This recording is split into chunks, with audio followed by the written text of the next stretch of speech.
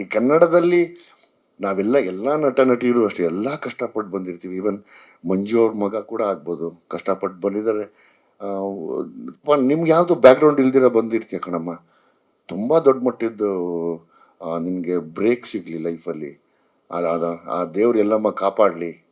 ಯಾವಾಗಲೂ ಮರಿಬೇಡ ಆ ದೇವ್ರನ್ನ. ಒಂದ್ಸರಿ ಆ ಪಾತ್ರ ಹಾಕಿದ್ಮೇಲೆ ಮರಿಬೇಡ. ತುಂಬ ಚೆನ್ನಾಗಿ ಆ್ಯಕ್ಟ್ ಮಾಡ್ತಾರೆ, ತುಂಬ ಶ್ರದ್ಧೆಯಿಂದ. ನಾನು ಅಂದ್ಕೊಂಡೆ ನಾವು ಎಸ್ ಸರ್ ಡೈರೆಕ್ಟ್ ಮಾಡುವಾಗ ಯಾರ್ಯಾರು ಏನೇನು ತಪ್ಪು ಮಾಡ್ತಾರೆ ನೋಡು ಅಂತ ಆಳು. ನಮ್ಗೊಂದು ಭಯ ಇರುತ್ತೆ, ಯಾರನ್ನ ಸಿಕ್ಕಾಕೊಡ್ರೆ ನಕ್ಬಿಡೋಣ, ನಾ ಸಿಕ್ಕಾಕೊಳ್ಳೋದು ಬೇಡ ಅಂತ. ನಾನು ಎಲ್ಲ ಅಬ್ಸರ್ವ್ ಮಾಡೋದು, ಯಾರ್ಯಾರು ಸಿಕ್ಕಾಕೋತಾರೆ ಅಂತ. ಅಂದರೆ ನಾವು ಸರ್, ನೀವಲ್ಲ ಸರ್. ಆವಾಗ ನೋಡಿದೆ, ಲೈಕ್ ಬೃಂದಾನ್ ನೋಡಿದೆ. ಸತ್ಯವಾಗ್ಲೂ ಒಂದಿನಾನು ಏನು ಹೇಳಿಸ್ಕೊಳ್ದಿರ ಇನ್ವಾಲ್ವ್ ಆಗ್ಬಿಡ್ತಾ ಇದ್ರು. ಆ ಇನ್ವಾಲ್ವ್ಮೆಂಟ್ ಅದು ದೇವ್ರು ದೊಡ್ಡ ಮಟ್ಟಕ್ಕೆ ಕರ್ಕೊಂಡು ಹೋಗ್ತಾನಮ್ಮ. Don't worry, God bless you. ಇನ್ನೇನಪ್ಪ ನಿಂದು ಏನಂತ ಹೇಳೋದು? ನಿಮ್ಮಪ್ಪ ಹೇಳ್ತಾರೆ ಲವ್ ಮಾಡಲ್ಲ, ಮದುವೆ ಆಗಲ್ಲ, ಏನೂ ಮಾಡದಿರಷ್ಟು ಎಷ್ಟು ಸಾಚ ನೀನು ನನಗೆ ಹೇಳು. ಯಾವುದ್ರ ಮೇಲೆ ಆಣೆ ಮಾಡ್ಬೇಕು ಹೇಳು? ನಾನು ಅವತ್ತೇ ಹೇಳಿದೆ, ಆಡು ಮುಟ್ಟದ ಸೊಪ್ಪಿಲ್ಲ ಮಂಜಣ್ಣ, ಏನು ಮುಟ್ಟದೇರೋ ನೀನು ಅವ್ರ ತಮ್ಮ, ಅವ್ರ ಮಗ ನೀನು ಅಂತ, ಶ್ರೇಯಸ್ ಅಣ್ಣ ಅಂತ. ಏನದೇ? ನಿಜನಾ ಅದು ಏನಪ್ಪ? ಅಲ್ಲ, ನಿಜನಾ ಅದು? ಮತ್ತು ಲವ್ ಸೀನ್ ಎಲ್ಲ ಹೆಂಗೆ ಮಾಡ್ತೀಯ? ಹಣೆಗೆ ಮುತ್ತಿಡ್ತೀಯ, ಲಾಂಗ್ ಶಾಟಿಗೆ ಹೋಗ್ತಾ ಇದೀಯ ವೈಡಲ್ಲಿ, ಆರಾಮಾಗಿ ಎಂಜಾಯ್ ಮಾಡ್ತಾ ಇದೀಯ ಮುತ್ತಿಟ್ಕೊಂಡು. ಇದಕ್ಕಿನ್ನ ಇನ್ನೇನು ಬೇಕು? ನಿಮ್ಮ ಅಪ್ಪಂಗೆ ಎಷ್ಟು ಮಿಸ್ಗೈಡ್ ಮಾಡ್ತಾ ಇದೀಯ ನೀನು. ಪಾತ್ರ ಅಲ್ಲ, ಅನುಭವ ಇದ್ದಾಗಲೇ ಮಾಡೋಕ್ಕಾಗೋದದು.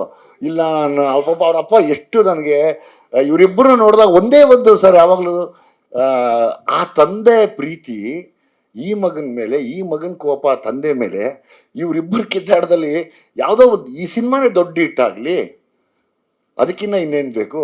ಇಬ್ಬರು ಸರ್ ಹಂಗೆ. ಅಂದರೆ ನಾನು ಅದೇ ಅಂದೆ, ನೋಡಪ್ಪ ನಮ್ಮಪ್ಪ ಅಟ್ಟಿಸ್ಕೊಂಬಂದು ಹೊಡೆಯೋರು ಸಿನಿಮಾ ಅಂದರೆ, ನಿನಗೆ ಕರೆದು ಸಿನಿಮಾ ಮಾಡ್ತಾರೆ, ಅದು ಒಳ್ಳೇದಾಗತ್ತೆ ಅಂತ. ಹಂಗಿದ್ದಾಗ ಏನೀಗ ನೀನಾಗಿ ನೀನೇ ಹೇಳ್ತೀಯ, ನಾನೇನ ಹುಡುಕ್ಬೇಕಾ? ಹಂಗಾಗಬೇಡ, ಸಾಧು ಆಗ್ಬಿಡ್ತೀಯ ನೀನು. ಸಾಧುಕ್ ಹೋಗಿಲ್ಲ ಅಲ್ಲ, ಸಾಧು ಆಗಬೇಡ ಪ್ಲೀಸ್. ಏನಾದರೂ ಬೇರೆ ಆಗು ಈ ಸಿನಿಮಾ ಅಲ್ಲಿ. ನಿಮ್ಮಪ್ಪ ಅವರು ನಾನು ವಿಜಯ್ ಅಷ್ಟಲ್ಲ ಅಂತ, ನಾನು ನಿಮ್ಮಪ್ಪನಷ್ಟಲ್ಲ. ನಿಮ್ಮಪ್ಪ ಹಳೇ ಘಟ.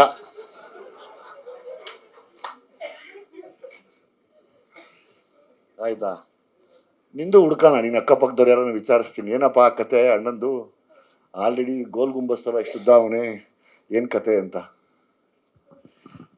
ಈ ಬಹುಶಃ ಈ ಸಿನಿಮಾ ನನ್ನ ಒಂದು ರಿಕ್ವೆಸ್ಟ್ ಇದೆ, ಎಲ್ಲ ಮಾಧ್ಯಮದವರು ಒಂದ್ಸರಿ ಕೂತು ನೋಡಿ. ಅಂದರೆ ತುಂಬ ಒಂದು ಸೆನ್ಸಿಟಿವ್ ವಿಷಯನ ಇದರಲ್ಲಿ ಹೇಳಿದ್ದಾರೆ. ನಂದೊಂದು ಮುಖ್ಯ ಪಾತ್ರ ಕೊಟ್ಟಿದ್ದಾರೆ ಈ ಸಿನಿಮಾಗೆ. ಹೀರೋ ಮತ್ತು ಹೀರೋಯಿನ್ ಇವರು, ನಾನು ಹೀರೋ ಅಲ್ಲ, ನಾನೊಂದು ಪಾತ್ರ ಮಾಡಿದ್ದೀನಿ.